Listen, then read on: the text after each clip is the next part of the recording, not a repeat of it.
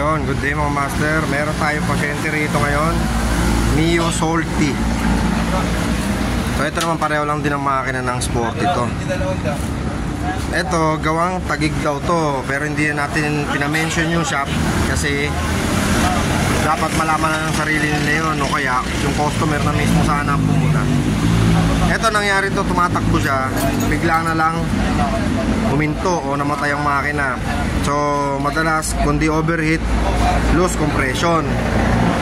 So kapag alaman namin nung baklas, loose compression nga siya.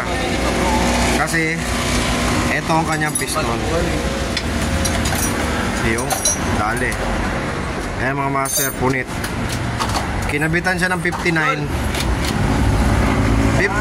na bore. Ayan. Oh. Ayan.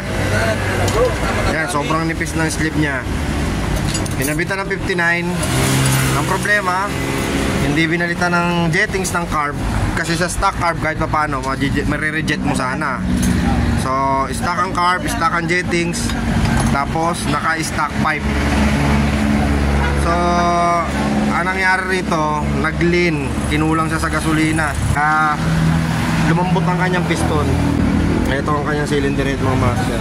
So ayan, kung mapapansin nyo, ayan yung kanyang ayan, nanikit dyan yung mga pinagbasagan ng piston. Ayan nagbakat siya dun sa mga barbola nya, saka sa gilid ng chamber.